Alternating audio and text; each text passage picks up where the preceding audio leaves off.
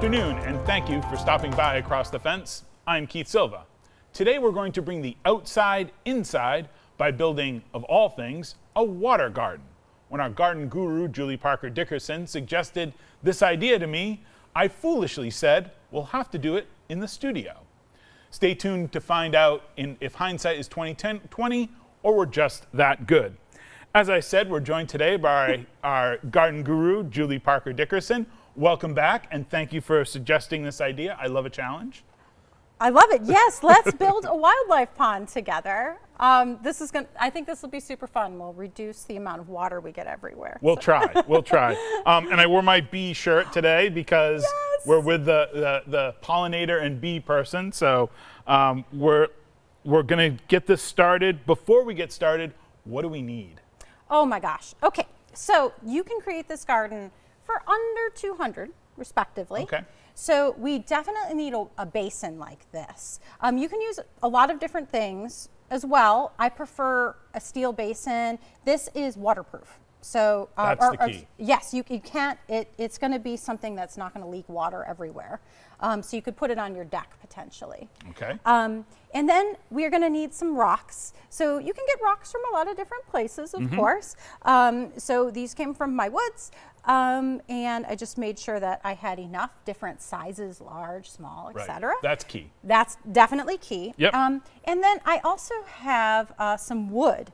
So I actually just grabbed it from the wood pile. So I tried to find a few different kinds for texture, but that's going to be so wildlife can exit and enter your wildlife pond without any trouble.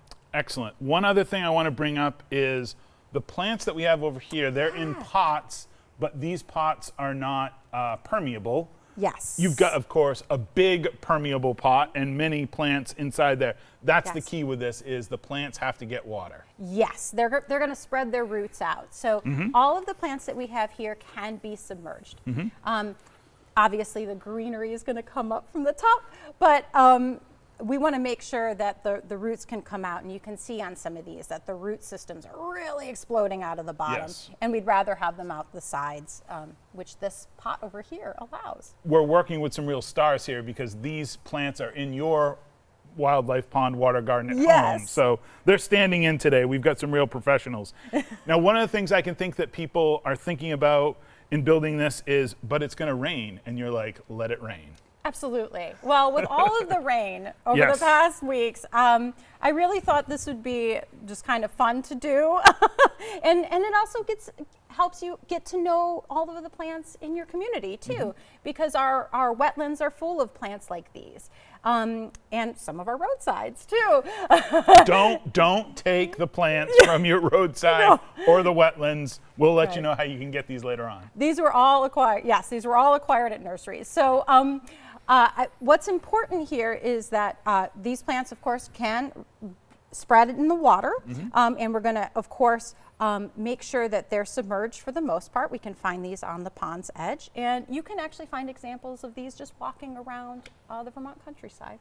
Excellent. Yeah. I know from working with you, if one container is good, 18 is better. So you're feeling like this is out on a deck, or it is out on a deck. There are a couple different wildlife ponds on a deck, maybe an herb garden, some potted plants. That just adds to all the fauna and everything else. Yes, absolutely. So what we've got here are a combination of things that will flower. So we're going to be offering pollen and nectar in a succession.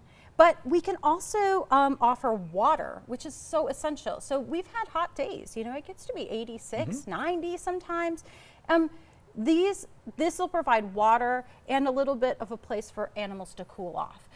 It's an alternative to something like a bee bath. Okay, and bees need to drink too, right? Bees need to drink too. Okay. Yeah. I'm getting a note from our director that we have to get to work. All right, let's get to work. So I'm gonna see how much of a mess we can make. Yes. So I'm pouring water from this bucket.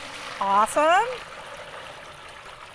So what we should ideally have here is rainwater. So we want water that wasn't filtered through a big system, so you can collect rainwater for this. So we've got water, awesome. Do you want more water? let's keep it as is for now, because these rocks are gonna cause the water level to rise, of course. So let's rock. Yes, let's rock. Rocks right in there. Absolutely. And it doesn't really matter how you put them? No, I think as long as you're able to keep the plants balanced. Yep. So something we're going to find is that the plants might float up until they're totally submerged. These have been in my yard for a few weeks now. Yep. So as I put this cardinal flower in, for instance, you can see that I've kind of wedged it in the rock there. Okay. So it's partially submerged. There's a little bit on top. And it's pointing in the direction of the sun. I didn't rotate it. So, and then, this You want to put the big one in there? Absolutely. We might need to move a rock to get them all the way submerged. Oh, we want to submerge that all the way. That one's submerged too. Yeah. So we can get to it. We'll pour more water. Yeah, we have absolutely. The option.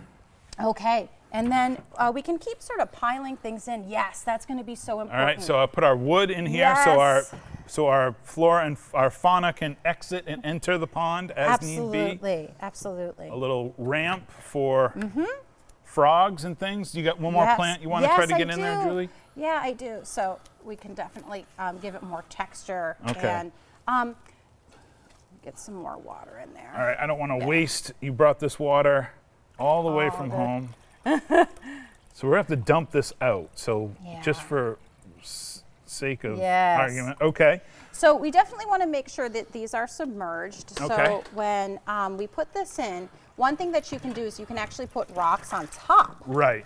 To make sure it's submerged. Right. And that way you also don't see the plastic pot, because that's not really an attractive thing, right, to see. Right. So you can also put the rocks on top to make sure that you don't see some of these things. All right, I'm going to put our little bridges here of wood back. Totally. There's we're kind of working with different kinds of plants here. I'm sure a lot of people see them, but there's submersed plants, emergent plants, and talking with Julie Parker-Dickerson, native plants. Yes, so absolutely. That's kind of the mix that you want to have in here. Yeah. So some submersed plants, those are going to be the ones that are going to be right in the bottom of your container. Obviously, having a little bigger of a container in this case would be good. But those might be bladderwort, water buttercup, pondweed, stargrass. There's some really great listings that you can find through the Lake Champlain Center, through there's online through UVM Master Gardener. You can find a lot of our native aquatic plants on there. You don't want to introduce something, for instance. Okay, sure. And then for the purposes of this, I have a lot of emergent plants. Okay. So if we're just looking at some emergent plants here, and I'm gonna pick some out. Yep. These are going to be on the edge of a pond, right? So if you're walking around, you're having your evening walk in May or June, you might find some iris. So our native blue flag iris. Blue flag iris, yeah. So we're very familiar with that one. And blue flag iris is going to offer something to our pollinators. And of course, it's going to be submerged on the edge of that pond. And that can be outside.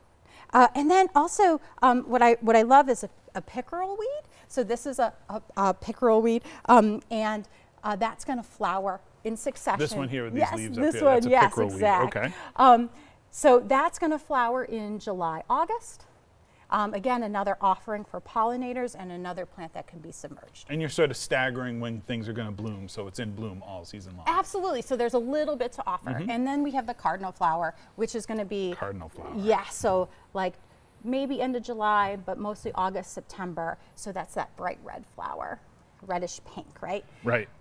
So natives, we talked about the blue flag iris. That's definitely in there. And the cardinal flower is another native, yes? Yes. Okay. Yes. Okay. And one other thing is that you can bring floating flowers. Flowering flowers. Yes, that doesn't make any sense. That's the last little bit. That's the last little bit. So what are we looking at here? I'll let you hold that up to the camera. So this is duckweed, which is really great. So this is one of the smallest flowers in the world. Okay. So cool. And you can put that right on top of your water garden. So if, for instance, we had taken this out and we had a little more space, we can put it floating on top. This is going to prefer stagnant water. So if you were making more of a fountain setup in your Okay, yard. I got you. Hold on, hold on. Then you probably wouldn't want to add duckweed. Okay. So let's say you had your emergent plants and then you had your fountain in the middle and you just have this lovely sound that you're listening to. Or you could put your duckweed in here and that'll be a nice floating plant on top. We got just about a couple minutes left. I think the first thing I thought of when you floated this idea, pun intended, was that, okay, I'm going to have a bunch of sitting water. I'm going to have mosquitoes, and ta-da, there we go. These are mosquito dunks. What is a mosquito dunk? So a mosquito dunk is bacteria that targets specifically mosquito larvae. The water, you and I probably shouldn't drink it, Okay, fair but enough. it's safe for everything else. So you put a mosquito dunk in and it's going to kill that larva. So you can still enjoy wildlife pond, but you won't have the You're not going to attract unnecessary any mosquitoes. Yes. Standing water, very bad, not something that you normally want. But Totally. And they could be used for other purposes in your yard too, if you have a fountain or something like that. Yep. Or if you have just standing water and Yes. throw something in there, Yes. go right ahead. If you've got a wheelbarrow catching water, that's very specific. I wouldn't say that. So last thing I want to bring up here, about a minute left. You've got a solar fountain pump, which is creates that nice little noise that you were talking about. Yes. A solar fountain requires no plumbing, requires no electrician, nothing like that. And there you go. So a solar fountain.